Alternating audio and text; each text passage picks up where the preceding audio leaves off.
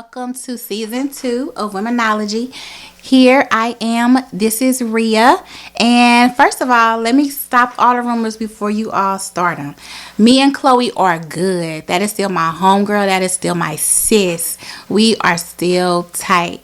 I just want to let you know that for this season, for Womenology, it's just going to be a little different. It's just going to be Rhea and my notebook, and we're going to touch on the same things that we've been talking about, which were the psychology of women, domestic violence, your relationship with God. We're going to bring in some men and some women and, know about our thoughts and how, we talk to each other and how we can build that relationship better. And it's still going to be a Womenology podcast. So again, thanks for coming in and joining with me. So we're going to keep the tradition going. And my emoji for today. So at first, I was really sleepy because I didn't sleep that well last night. But now I'm feeling kind of like excited. So you got the sleeper emoji and then the excited emoji. And I think that's the one that's like, I don't remember how that one looked like because I would have done it for you, but I don't even remember how it go. So like excited, and then and the cartwheel emoji, because I am really happy to do this opportunity to showcase domestic violence, because this is a topic that really hits home to me. So let's get into it. So, of course, we know about the story, or if you haven't learned about the story, with Delisha Evans, which was my cousin, and not like my cousin, like I know her through family and things like that. No, that is my uncle's granddaughter. We know each other very well. I knew her when she was growing up and she was going to Matthew Dickey's with my nieces and my nephews. So that's my for real cousin. So I want to get that out there. So the story goes is that she was living in Houston, Texas with her girls. And so she was trying to escape the boyfriend, or maybe they were breaking up and he wasn't having it. So it happened, I think, Thursday, when collectively the family, before it got to the news, but the family couldn't find her. And so we were like, hey, she's not picking up the phone. And, it was just, she went missing. And so that's when Friday we started talking on Facebook and started having her picture, on Facebook, like, hey, have you seen her or whatever. Turned out that we found out on that Friday is that he had blew up her house. And so that's expedited the search to find her and to locate her, because, as we stated, she went missing. And I don't know if you all are aware, but like when it comes to adults, not necessarily children, but like I think you need like a 24-hour period or a 48-hour period before you report somebody missing. And so because, they went to her house and it was blown up, he literally blew her house up, then they just expedited the search. So with that happening, he was found on the highway. So not only did he murder my cousin, he took her body in the truck that he was driving and was driving back to St. Louis, and driving back to St. Louis with my cousin in the truck. And because, as I stated, it was already like a looking for Delisha report. And then to be on the lookout for this certain type of truck and a certain type of mail and things like that. The police stopped him on the highway, and then it was an altercation. And so, he was, murdered by the police very well too. So in that instance, first, I just want to take a moment of silence for my cousin Delisha, because I was like, wow.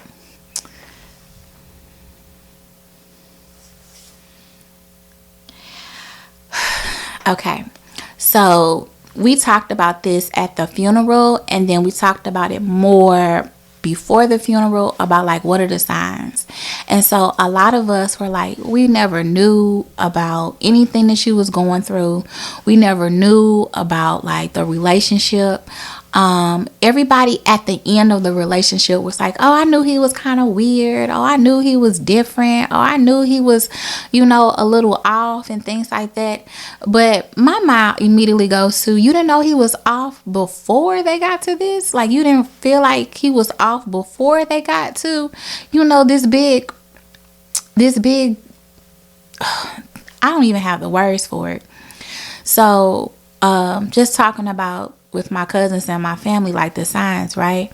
So just not answering your phone. And then a lot of domestic violence survivors and those who suffer from domestic violence, they go through this too. Just not answering your phone.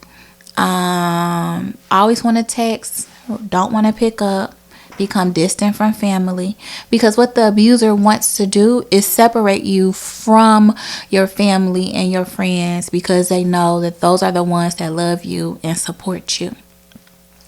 And so another one is just unexplained bruises and just unexplained reasons on, why you have to leave so suddenly, or, why someone's acting the way they're acting. And then another one is like, when you talk to those who survived domestic violence, they always say like, oh, well, I felt like it was my fault. Oh, or I felt like, if I was nicer, or if I was more patient, or if I was more kinder, then he wouldn't do this to me. Then, things would be different. Then, it won't happen. Or the person that I knew before the monster appeared will come back. And when we talk about abusers, it's the way that they bait you, right? So they give you all that Prince Charming behavior, and they give you that love bombing, and they give you everything that you can ask for or be treated, like a princess. And then all of a sudden they switch, right? So one thing, as far as like family members and friends, we have to look at when it comes to relationships with the people that we love, are those, type of thing, questioning that we need to ask, like, how long have you known him or her? Or like, how do you feel when you are around him or her? Do you feel safe? Do you feel comforted? Do you feel, protected? Can you express yourself without, anything bad happening? And one thing that I've talked to about people who have survived abuse is that the walking on eggshells is a real thing. So I remember a couple of quotes, or not quotes, but a couple of people that I know have been survivors, and they've gotten out of it. It's just that they would state like, I would try not to be so loud because I knew it would set him off. Or I'll try to be more patient with him when I knew he had a bad day. Or I would try to not question so much so I can make sure that he doesn't blow up. And all of those are good things you want to do in a relationship that you feel protected. But if you're not protected in your relationship and you know that your person will fly off the handle in a unexplained manner, or just to emotion just so big that you don't understand where it came from, then that's where I would just start clocking. Like, and what I mean by clocking, but just paying attention, just being observant of your person so you can make sure that you're safe. And these are all, little sayings and quotes and from a people that have survived domestic violence. And the reason why this also hits home is because my cousin, she lived in Houston, Texas, and most of us live here in St. Louis. And although, she still had people that she would contact and talk to in Houston, Texas, and she was still close to her family, if we're not around, then we can't actually see what's going on, and we're not able to protect you as a family would be able to protect you. And that's heartbreaking, because when I think about her, I think about her two girls that she left behind. And they're lovely girls. But I think about how they have to grow up without a mother. And not only are they growing up without a mother, they're growing up without a mother that story ends this way. And it's heartbreaking because we say that domestic violence can be prevented, and it can in certain ways, but sometimes you have people that all the signs that I just told you, they don't show any of these signs, and they still are suffering in silence. They still don't say anything because it's like, if I tell anybody then I go against him, then that breaks the loyalty and the trust that he has for me. And you should always feel safe in any type of relationship, but you should definitely feel safe at home, and especially with your partner. And going back to, the two little girls, my little cousins who have to grow up without their mother, I also think about like how much of this abuse did they see, right? Like, I mean, we heard the end of it, and like I mentioned at the beginning of the episode, like it was harsh, like it was a real thing. And so how much did the girls see? Like how much did they see leading up to this? See, one thing that we've learned, and of course y'all know I'm a school psychologist, is about mirror neurons, right? And so mirror neurons are basically neurons that formulate in the brain that mirror things that we have experienced in the past as children, and then they kind of multiply, right?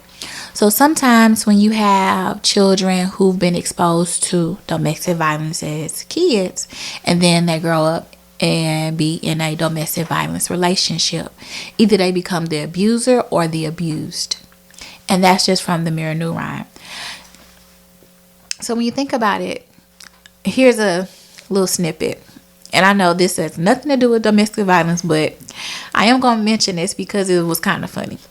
So I was looking at Instagram, and Scrappy, I know him, he was talking about how his daughter, his oldest one, he caught her smoking weed. And so he asked her, he was like, "Hey, are you high?" And so she said, "Yeah." And so he was like, at first I wanted to like go off on her. Then I realized like, I've been smoking around this baby since she was 3. So can I really go off on her? Because she seen me do it. And that's that mirror neuron that I was just talking about. Like sometimes unintentionally and unconsciously, our kids are still picking up stuff in their environment. So that's why I am really concerned about my little cousins, because I don't know how much they were exposed to. Back here. They back here with their dad. So So that wasn't their dad. that was a boyfriend. And so that he has to.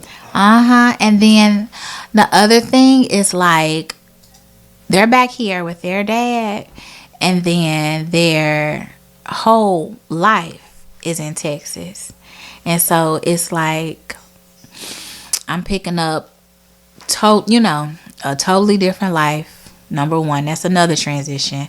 My mother is going in a very traumatic way. Like her story made national news. And now I have to meet a bunch of brand new kids and new relatives. Because they really, she went to Houston a long time ago. She was gone for a while. So they really don't know us for real, to be honest. So I'm meeting a whole bunch of new relatives. Of course, they know their daddy, but it's wild. So I feel for them in that sense. I know, right?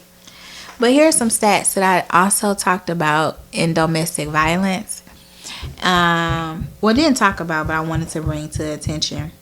So now they say about 10 million people nationally suffer from domestic violence. And so the way we want to break that up is like 1 in 4 women. But what we also are learning is that more men are coming about with domestic violence. And I can see that, right? Like I can see that more men are, starting to be like, she a little too violent for me. Like she a little too crazy. And so, that I'm happy that more men are coming forward. I kind of deserve it. I've been there, I'm telling you. True. Yeah, but still though, you can't be too crazy now. Yeah, I but I was being abused. No. Hey man, I think you've been abused. Like, no, I ain't. You shouldn't be like she should not. She should be choking you. She should not do that. I need you safe. But yeah. So yeah, so again, but that's more men are coming about. But I didn't get the men stats. I only got the women because it's 1 in 4 women. And of course, like I said, this episode is particularly dedicated to my little cousin Delisha. So then, another thing that some abusers that I know talked about is just the fear. It's like a fear when you're in a abusive relationship, right? So you have good, really, really good days, and that's when the person that you fell in love with is like, oh, you're there, like you are there. And then particularly they kind of shed, and then they go back to that monster that they already were. And so it ignites in you a fear, or like, when is it safe to leave? Because if you're having a good time with your partner and he's an abuser, you don't necessarily leave during the good and highlighted time. But you can't always leave during the time when it is, a harsh time. So just trying to find that safe time. And that makes it more difficult. And that's why people continue to stay and stay. And that's also why people continue to go back. Because it's that one person that they know that's in that monster that they fell in love with. And sometimes, and we as women need to learn this, we cannot save everybody. And we have that nurturing thing, like, oh, we'll get better, and he didn't mean it, and it was a rough day. But we cannot save everybody, because we have to think about, he has to want to save himself just like I want him to save him. He has to want it just like I want it. And if he doesn't, then it's not going to work. So fear is the one thing that keeps people from leaving and for going back. And then also, sometimes you're in denial when it comes to a domestic violence relationship. Oh, he didn't mean it. He just pushed me. It's fine. We were kind of playing, and it's cool. Oh, he just put his hand through the wall, but he ain't touched me, so we're all right. It was just a little snudge. It was just a little pinch. But a little snudge turns into a push. A pinch turns into a punch. And your face turns into that wall. So you also have to think about, how much of he didn't mean it to how much I'm showing myself to you. Because one thing that I've learned in my middle age years, well, I don't know what's middle age. We had this. So I'm not middle age because I'm not 50. So one thing I know in my 39 years is that people will show you who they are, and they try to get away with so much as they can get with you. And sometimes if you let that little punch in the wall go, that little punch and that push can come, can be you. And another thing that I wanted to explain to you, or just like bring into like things that we've kind of talked about with domestic violence. Do y'all watch the show Reasonable Doubt? So Reasonable Doubt, it's the perfect example of like domestic violence at its worst, right? Because she was a football wife, but the whole entire time that he was courting her and making her feel safe and showing and shedding her skin and showing her secret and telling her secrets and showing herself, he was like keeping that in his pocket so he can throw it up in her face. And so, took her away from where she lived, took her out of her job, just doing that. And that's just a way that abusers do. They manipulate you like that, right? So they get you alone. You only have to depend on him because you don't have a job. So the income that you have is only his. And so, the end of this first season ended like, oh my gosh, I murdered my husband. Then we're in second season, and it's talking more about like the signs. And I mentioned the signs before. And it's talking more about like how her family and her group friends, now she has a core group of girlfriends, and nobody knew. And nobody knew because, again, if I'm not telling you my business, And I'm protecting my husband because I have to protect my family. And he's having rough days, so I have to protect him. So therefore, you're not going to know my business. You're not going to know. And so when I think she had a sister cousin or whatever, and she started to open up to her, a very, very close family friend. Family that's like a friend, excuse me. And then they started taking pictures and starting to come together with the plan to leave. And that's another thing. You have to be sure and safe it is time for you to go, because in domestic abuse relationships, it's not always easy to just like, oh, okay, well, you did this, I'm walking out the door. Niggas is crazy. They will follow you. I mean, like, true tea, like, I'm not even trying to like make light of it, but it's true. They will follow you. So she still had to come together with a plan so she could leave safely. And even then, she wasn't even able to leave safely when you think about it, because when she was trying to leave, he still was trying to get at her. And I think in the scene, they got into a tussle. I think he choked her out or something. I don't know. I got to go back and watch it. And that's how, it was a him or me situation. So, again, they had a plan. They had pictures of the abuse. She had put away money. She had a house on where she's going to live or take the kids or things like that. So, these are things that take time in order to leave. You can't just like walk out the door. And I don't know. And this is Others TV show. It's not called Big Little Lies.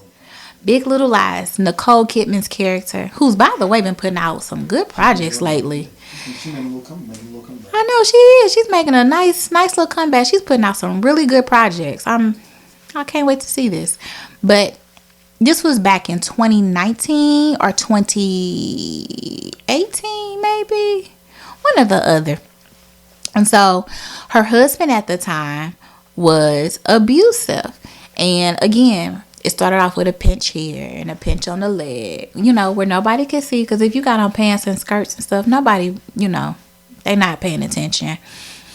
So pinches on the legs, a little punch on the, the arm, a smack on the back, places where, you're that's covered up. And so one time she was in therapy with her therapist talking about her relationship and how she wanted to be more happy. And her therapist stated to her, I need for you to start coming up with a plan to get you and your twins out this household because he is not safe.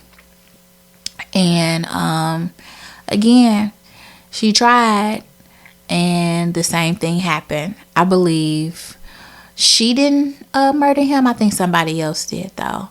But the same thing happened. In those situations, you have to be very diligent when you are, I think it was one of her sisters on one of the little friend group things. Yeah. One of them, but I knew it wasn't her though.